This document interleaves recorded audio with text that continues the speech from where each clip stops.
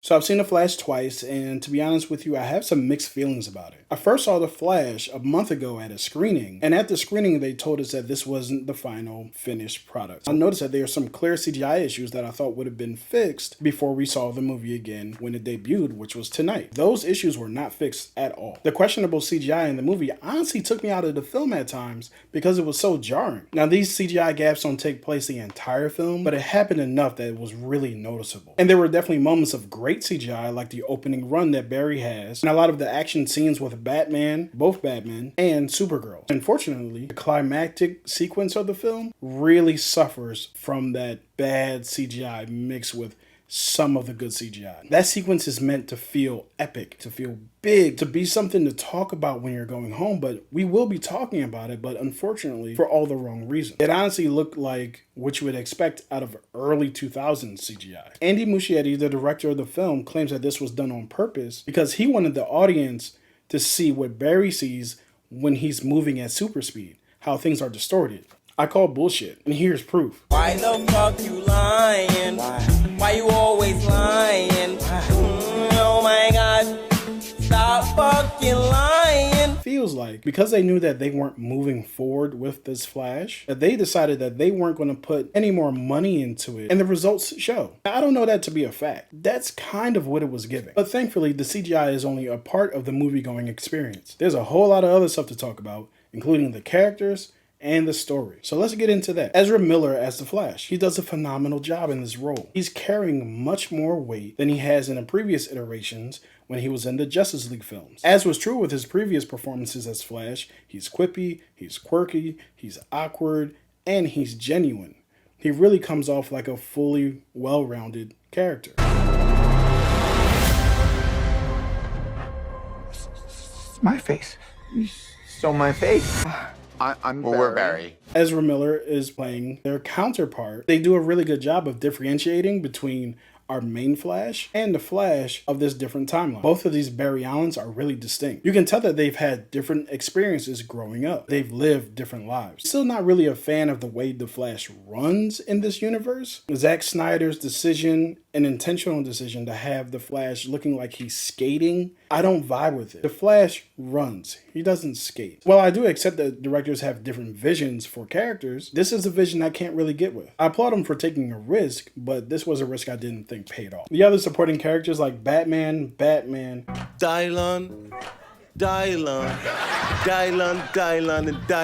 because I spit hot fire. Supergirl, and Zod all play pivotal roles in this movie, and none of them feel shortchanged. Maybe except for Zod, but we'll get into that a little bit later. I definitely enjoyed the dichotomy between the two different Batmen in this film, both Ben Affleck's Batman and Michael Keaton's Batman. Ben Affleck, who I do believe had the potential to be a great Batman, still shines in this movie, despite some of the weird comedy skits that Whedon or Snyder, whoever was responsible for the first cut of Justice League, had him going through.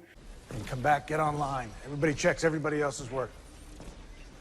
Listen, I was wondering if you could put out the feeler, like aquatic, do you talk to fish? Michael Keaton's Batman, it was really satisfying to see him on screen again portraying the character that he's probably the most famous for. While we didn't meet this Batman in the way I would have expected, that doesn't disservice the character at all. In fact, actually advances in filmmaking has made this Batman much more fun to watch. Not to say that he wasn't fun in the past, but he's able to do things in this movie, on the battlefield specifically, that he just wasn't able to do back in '89. And maybe they were able to do it, but it just wouldn't have looked as good as it does today. Michael Keaton's Bruce Wayne is still funny, he's still charming, he's still kind of a weird dude. He does get to say a lot of his classic lines, and of course, You are? Yeah. I'm Batman. Sasha Calle, or Calle, I'm not really sure how to pronounce her name, as Supergirl, did a really good job. I would love to see her in future iterations of the DCEU, although, as we know, it's kind of in flux. I'm not really sure what James Gunn's vision is, but if it does involve this version of Supergirl, count me in. I'm all for it. And the story is loosely based, and I mean loosely based, on the Jeff Johns event, Flashpoint. Premise is essentially the same. Barry Allen runs back in time to save his mom from being killed, and at the same time prevent his dad from being falsely accused of her murder and ending up in prison for most of Barry's life. Bruce, I could fix things. you could also destroy everything. This can't be happening. I completely broke the universe. Zod, we've been waiting for you. I created a world with no metahumans. And now there's no one to defend us.